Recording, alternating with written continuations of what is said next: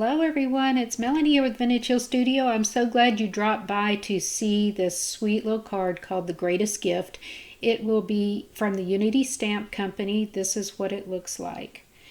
Just very sweet details with truly the greatest gift at the top. These are the two rubber stamps that come in the Itty Bitty stamp set.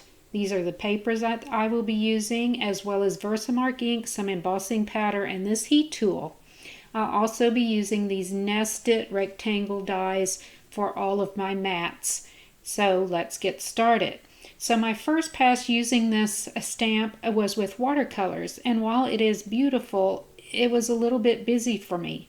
So I decided to go with the embossing method, and I love it so much. It really brings out all the details and doesn't take away from baby Jesus at the top. So, moving on, I'm using a piece of black cardstock in my Mini Misty, and I want to use this anytime I'm using embossing ink because I like to restamp several times to make sure I have a really juicy image. The reason that you want your stamping to be nice and wet is to really hold on to that embossing powder. That is why the Watermark ink is especially sticky. It's specifically for using embossing powder. So you can see I'm using my grid mat here underneath my Mini Misty to help me make sure I've got my stamps aligned straight. And then I'll use an anti-static tool to take off any of my fingerprints because I don't want the embossing powder sticking to the oils from my fingers. I want it only sticking to this Watermark ink. Now this is a clear ink, and I hope you can catch the light here to see it leaves a light sheen. That's what the embossing powder is going to stick to. So I back it with a little coffee filter, pour on my embossing powder, and move that around over my image. And you can see how that powder just sticks to that sticky ink. Then I'll simply return the leftover powder back into my container and get that sealed up. Alright, now moving on to the heat tool. This is a Marvy Heat tool. It heats up kind of like a blow dryer, but a little bit warmer. And you can see as you go over the embossing powder, it will start to melt. And you can tell it's melted when it gets the shiny sheen to it. So, here comes the magic of embossing with embossing powder. And now look at the details of the stamped image. While the watercolor was nice, I think the embossing really pulls out all of the details, again, without detracting from the greatest gift at the top of the image here. Alright, now you can see the shine that you get from the gold embossing powder.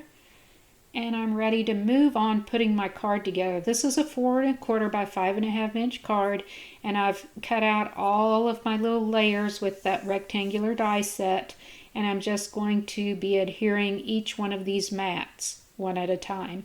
I like to line up my corners, go over it with the brayer to really smush the glue around, and move on to the next mat. I'll do all of the mats the same way until I get to the greatest gift, the embossed mat.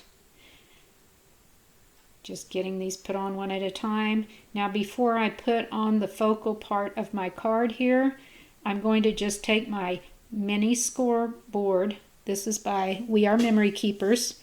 And I'm just taking that first channel on each end and going down that with my bone folder. Just like this, just to make a little frame around my image. Okay, now that's ready to go on the front of my card. To give it a little more dimension, I will be adhering some foam tape on the back of this panel. I'll get the release paper removed very quickly and get that put on the front of my card. And you can see how quickly this goes together. Of course, again, with the simplicity of the embossing, it just makes a very vivid statement and gives such a wow factor. So that completes our card for today. On the inside, I just brought a little of that gold there to the joy to the world, and I've got my lined envelope that coordinates with my card. If you're interested in how to make your own lined envelopes without any special measurements or dies, take a look at my other YouTube channels for lining envelopes or making coordinating envelopes on Vintage Hill Studio. I hope you enjoyed this video today, that you will give me a thumbs up, subscribe to either my card blog or my YouTube channel, and come back and visit me real soon. Happy crafting, everyone!